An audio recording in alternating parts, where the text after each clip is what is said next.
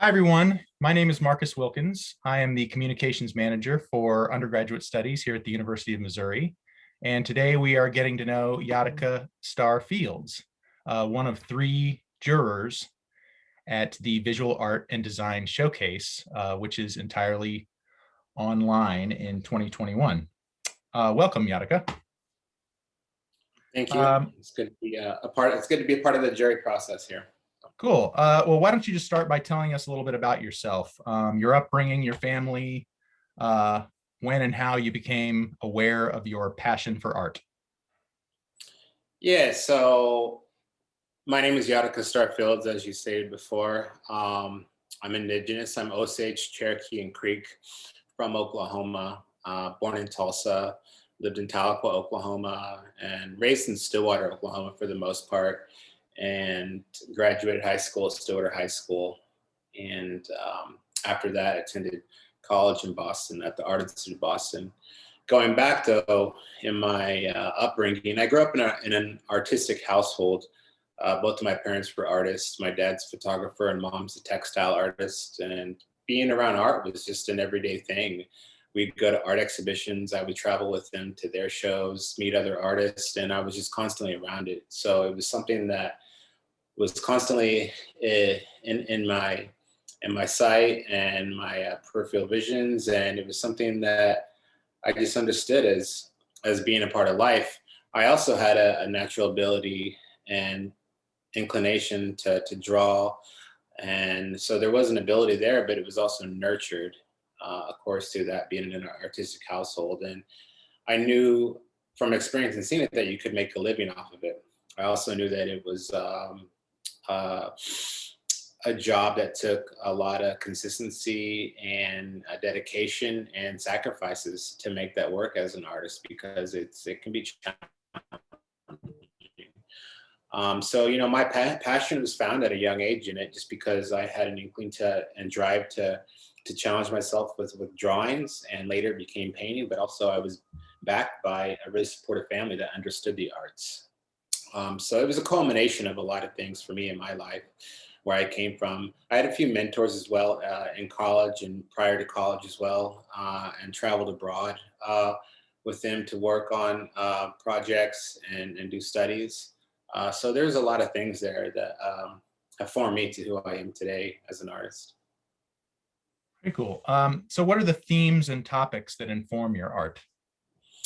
Those vary, I think, year to year. I'm an artist that really kind of goes from one end to the other. I've never been an artist that just does one continuous style of work.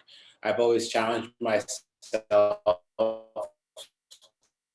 to really express the place I'm in at that moment, and take a lot of inspirations from all over the place and imbue them into my work. So when I was younger, and when I say younger, I'm thinking when I was going to college, I was still finding my own style, I think. And, that could have been working more into like figurative work, doing abstract work. And in this moment, a lot of people say, I'm a colorist. I do use a lot of color. I use a lot of movement in my work. And I was experimenting with color. Color is everywhere. It's in organic materials. It's in flowers. It's in trees. The sky is blue. Cars are different colors. Our skin tones are different colors. So you can break that all down into abstract terms and create a color field of wonder. And then also, as I kind of grew older and matured with my work and where I wanted to go and what I wanted to discuss, and as an Indigenous person, what I wanted to say with that, where I am in the world with that. And then, of course, that kind of intersects with the politics of the world as well. So I started kind of creating new ideas and discourse into my work that could discuss that. That would be a little bit more methodical and thinking, as opposed to just an abstract piece, but it would really make you think in terms of what it's saying, what it's trying to discuss, and problem solve solutions into the world. So I wanted to be more just a visual representation of painting, but also a visual discourse into the study of our place in time as humans on this planet. So I think it's heading towards more of an approach of almost activism. But I think of just as being an Indigenous person alive today, I'm born an activist. as an artist, you have a right to be an activist, because we express things that really move us and empower us. And artists are the forces behind real change in this world. So we have to look at it in that way. As I get older, I'm seeing what's really important. And, I've come a long way in my work, and there's still a lot of work to be done. But now I think it's really down to the tooth and nails of the work, and get things done and created that can really challenge perceptions of our time in this life, and challenge me as a person overall, not just an artist, but as an individual, as a human being, as someone that can bring change for younger generations that wasn't there when I was younger. Mhm. That's a perfect segue into my next question, which is, do you have a specific art piece or installation of which you're particularly proud? And if so, why? Yeah, I'm proud of all, of course, I'm proud of all my works that I've done. Um, and they all have significant meaning in place and in time, because it marks where I was at, and what I was going through, and what was working for me and what wasn't. But if I had to pick one and single one out, it would really be probably a really recent one, which was a large scale painting, and that was about 8 foot by 16 feet, I believe, an oil painting, which was shown in the exhibition Bright Golden Haze at the Oklahoma City Contemporary Museum in Oklahoma City. It opened last March. It was the inaugural exhibition to the brand new facility space in downtown Oklahoma City, and it's an amazing place. So if anyone ever has the opportunity to go see this museum while they're traveling through or are in Oklahoma City, it's the Oklahoma City Contemporary Museum.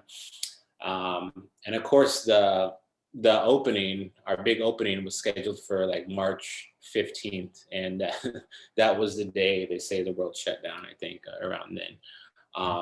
So we didn't get to have an opening, and the exhibition really wasn't seen for a while. But towards the end of this year, it opened up and people got to see it. We got to do programming with it. And why it was so significant is because it's the largest oil painting that I've done to date, and it was shown in such a high scale, but a major museum for Oklahoma. And the other artists in the exhibition were artists that I have looked up to and studied and have been familiar with the work. And to see this painting next to their work, and being it that my work was the only painting in the exhibition, was pretty awesome as well. The rest were more installation and light pieces and things like that. So it was in a high caliber exhibition, and I thought about where I've had to come to get to that point, to have that in a state that I'm from, and represent my indigenous culture, because I believe I was the only indigenous person in that exhibition. I think there was another one actually, but it represented a lot for me, Mhm. and I was really proud of that, to see that. Very good. When you confront or engage with other people's art, do you have an intellectual process, or is it more of an emotional or spiritual thing, or both? Is this for me engaging with someone else, or my work engaging with what I I create? think for the point, for the purpose of you being a juror, I'm interested in when you engage with other people's art. Yeah. Well, of course, if I'm engaging with them, it's all on who they are and what they're doing, and I let their work process and their meditations on it become the first and foremost focal point, and I listen to them, and I kind of take what they have to say, because I don't have any say on how they create. I think art is a very personal choice, and their views are opinions to how they are raised and their backgrounds. Um, and that's really important to being an artist, is that you have that and you're strong with your convictions towards your processes and your studies and how you make your work. Um, so I'll approach it into thinking about it. I guess in how I would, I'm very fluid in it. It's very intuitive with me, you know. When I talk to the artists and I look at artists, I'll ask questions that maybe I'm sort of familiar with, questions that I would ask myself, where we could kind of find a commonality, and the intersections of our beliefs and our processes, and how we can kind of discuss that. Because what I found out in my journey through art, and as a student myself when I was younger, um, and what I took away from it and what I thought was most really effective was the kind of the commonalities between the teacher and the students, and also in critiques, because you don't want to hurt the artist's spirit. You don't want to crush the spirit of an artist. You don't want to say, do this, do that, or you're not doing it right. Because I don't believe in that. I think art is a measure to your own spirit and heart, and you can't crush that because it needs to be solid. It needs to be fulfilled only through your own journey and through your own inspirations. No one else can tell you different. Sure, there are ways through institutions and academia that they try to sway you in, but as a true mentor, I think, for conversations to an artist, then you try to allow that that magic that is creation to say as pure and strong as possible, and to let them seek it out, but to let them know that if they have any questions, that they can talk to you about it, and maybe you can relate your experience to help them go further in it. So I think it's a really almost, you don't want to be too fragile in it, but you have to be thoughtful in it. Be mindful of who you're talking with, what artwork you're looking at, and what they're trying to convey in that message and what they're doing, and how you can better that for them and not subdue it. Very good. Who are the artists who inspire and motivate you, and why? The artists that inspire me today are artists or aren't artists, or they're leaders, or they're individuals that really bring awareness and advocate for human rights, for indigenous rights, for rights of minorities, for the rights of a better world. Of course, when I was younger, and I would say when I was younger, and this is being when I was in high school or in college, it was more so looking up to actual artists, right, that I would see in magazines and art news or Juxtapoz magazine or something like that, or even the masters, master painters. And I kind of got over that hill. Of course, we all have our inspirations and our favorite artists. And then it got to a point to where I had to seek my own style. I had to seek what I wanted to say. And I felt, for me personally, that if I kept looking at individuals and their work and seeking out artists, and for the sheer sake of enjoyment of their work, that I do appreciate it, because there are amazing artists out there, that it would affect my work in turn. So I kind of stopped doing that. I know there's so many artists out there doing amazing things, and I do read up and read reviews and things like that. And if I find artists that are doing really interesting work and projects and things like that, I'll read about it. For the most part, at this point, I just try to stick to myself and really figure out what it is that I'm trying to say personally, because it's easy to get too bombarded with other information out there in the world, especially what other artists are doing in projects. And I feel like it could be maybe problematic in thinking about how you're going to do your own work, because you're always in comparison in some conscious way and subconscious way. But that's just me, and that's how I work. But who I look up to now, I think, would be individuals that bring real change. And then that is an inspiration for me to kind of dial that into my work somehow. So I don't know if it necessarily be individual artists that I look up to, because I consider leaders of artists of words and artists of change, people that can bridge unity, individuals and policies. I feel like that's an art form in itself, and that's the kind of artist that I look up to now. Me as a painter, I try to think about all that and then channel it into work that I want to create that really brings hard discussion into anybody who sees the work and inspires them to maybe think in a new way. Great answer. All right, finally, what advice do you have for young artists that you wish somebody would have told you when you were younger? You've talked a lot about your experience as a young artist, and so that interests me. Yeah, it's of course, you have to think about when you're an artist now, and you have to relate yourself to being a young artist, because because it's a timeline, really. You don't get from point A to point B without, or, you know, A to Z without all the letters in between, which are really powerful events and information there. And, you know, I started there and now I'm here, and I had to do a lot, and I had to figure a lot of things out. You know, I think being an artist and a younger artist is figuring things out. You have to take initiative, and you have to have courage to go forward.